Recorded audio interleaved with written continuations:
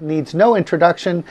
Seth Wescott is with us, and he was part of the Winterstick team in the Winter Kids event, and I know that you guys did a great job and had a lot of fun. Welcome. Thanks. Good to see you. Nice to see you, Seth.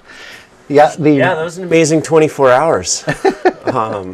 I've been involved with Winter Kids since 2005, and being able to bring that fundraiser up here from Mount Abram.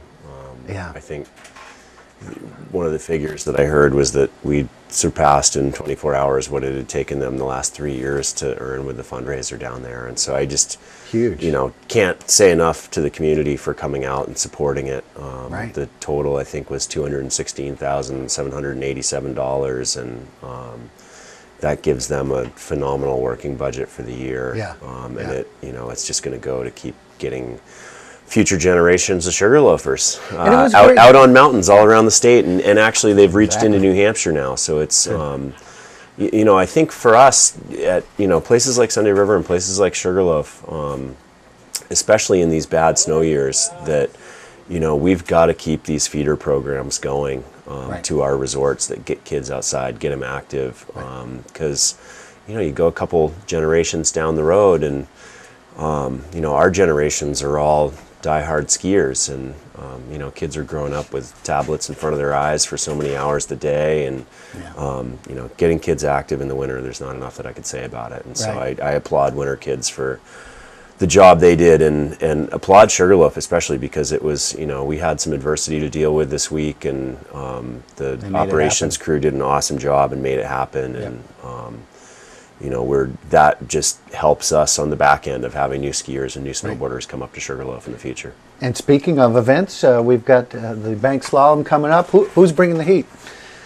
Probably Ross Powers, Alex Tuttle, as always. I was bummed. One of my old U.S. teammates, Graham Watanabe, was all lined up to come, and then he got a paid gig talking on TV for this weekend. So he's like, I don't really make money like I did when I was on the team, so I got to do this. But looking forward to it. 6th annual. I was just out at Baker for the 30th annual a few weeks ago on my world travels, and it's going to be exciting. I know, we're going to benefit greatly from all the snow that was made for that NORAM a couple weeks ago. Joe Hines was already in there working on the course yesterday, and I'm going to jump in the cat with him a little today. And I'm excited. It keeps growing. We got a bunch of new sponsors on now that the Burton shops here, they came online. It seems like we're lined up for the best prize year we've ever had, and good. So we're looking forward to it. It keeps growing and growing. You must be very proud of it. Absolutely, a great event, and one that is you have to sign up for in advance, and they are going to limit the amount of people. So usually you guys get a full house. Yeah, we're pretty maxed out at about 250 just to get everyone 2 runs a day for the 2 days to get them all through. And because where you run into the end of, say, like the 10 and under group, and you just hit some different times where the cadences of how long it takes people to get down the course. So it's get online, go to sugarloaf.com /bank slalom, and get signed up.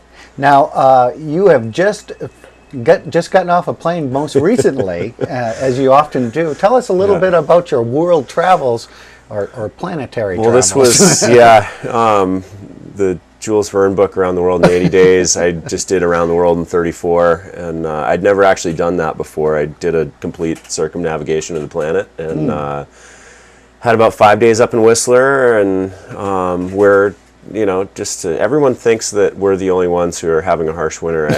I've been to Whistler 3 times this winter, and 2 of the trips it's rained all the way to the summit and frozen solid. So I did about 2 runs on the hill there that week, and it was the worst boilerplate I'd ever seen. So I hung out around the house. But then we had a NORAM down at Ski Cooper in Leadville, Colorado, and then out to Baker for the bank slalom, and then we had the Olympic test event in Pyeongchang, South Korea. How'd that go? It was good. The course is really good. The Korean Peninsula is interesting in winter. It's super dry climate.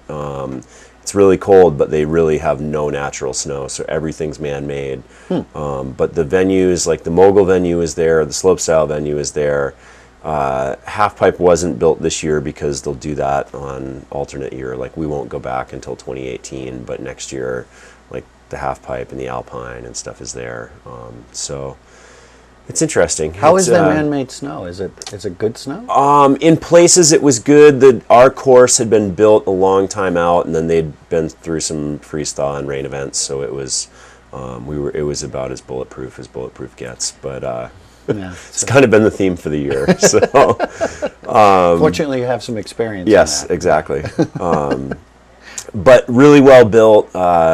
The same guy, Jeff Ihaxi, who built the first two Olympics that I won on, is doing the course, and they actually had these new GPS units that they mounted on a number of the guys' boards, so that they could, in 2 years when they come back, try to recreate to the inch exactly what they had built, and exactly where it was built on the hill. So a new GPS program that's going to allow those guys to do the catwalk the same as they did this year. So it should be identical to what we rode on a couple weeks ago. Oh, that'd be great. It's cool. But yeah, it was a big course, a lot of airtime.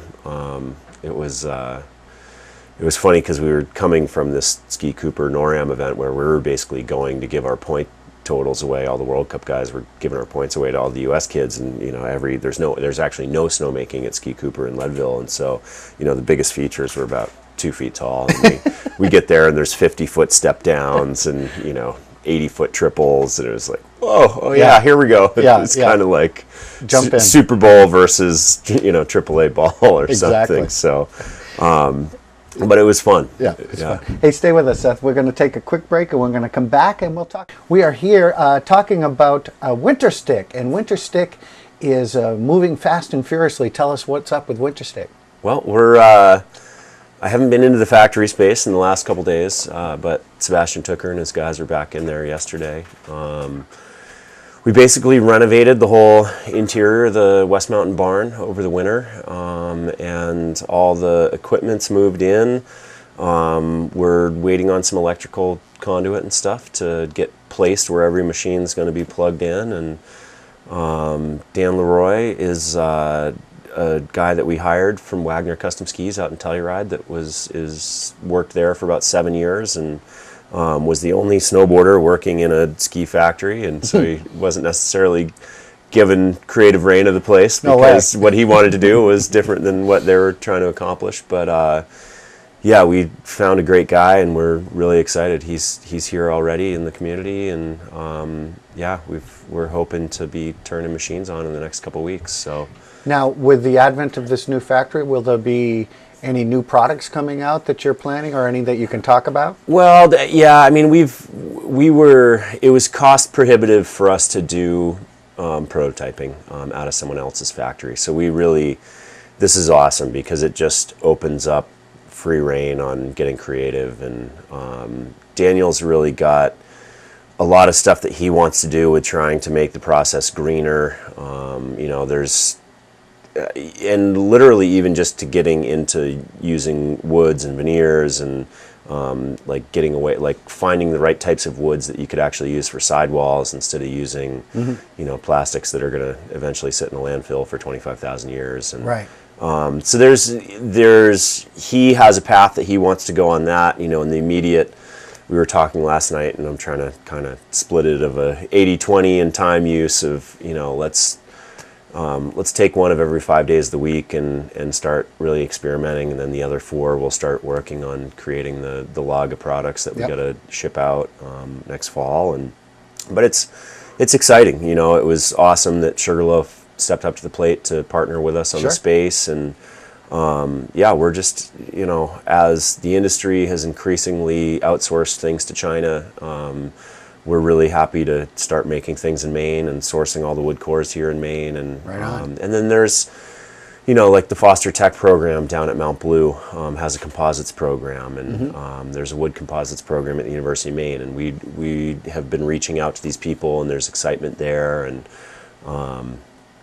ultimately these next 3 years for us are kind of going to ramp up in the number of products that we make in a year, and the number of jobs that we're going to be able to create. You know, we'll kind of be a one shift crew this year, and then the goal would be to double the number of boards next year, which takes you to 2 working shifts. And so we're excited, and there's a lot that I think we're going to be able to do, and we found a great guy to steer the ship, and so love the fact that you're moving green as best that you can, and Yeah. as fast as you can, and Absolutely. and looking towards the future, looking at employing some more people, and we'll probably be seeing you out there checking some of those prototypes out on the slopes. Absolutely. Yeah, I've got a big Warnmiller shoot in Greenland for about 2.5 weeks in May, so my big goal is to, I've got a few unique shapes that have been in my head for years that those will be kind of the first prototypes that we spit out for to go film for Warnmiller this spring. And Well, that'd be handy to have it. yeah, absolutely. It's kind of nice to be able to come home and think up things that you've been wanting to ride in powder for a long time, and go up and say, all right, Dan, this is what we're making this week. Let's do this. So, Seth, always a pleasure. Thanks for being with us this morning. We appreciate your time, and nice to see you as well. And don't forget about that bank slalom coming up. And if you want to get involved, it's probably getting close to filled. So don't miss out. And it's a great thing to check out. And even if you're not participating, check it out. It'll be a great fun. We'll take a break. We'll be back with more here on the Mountain Report.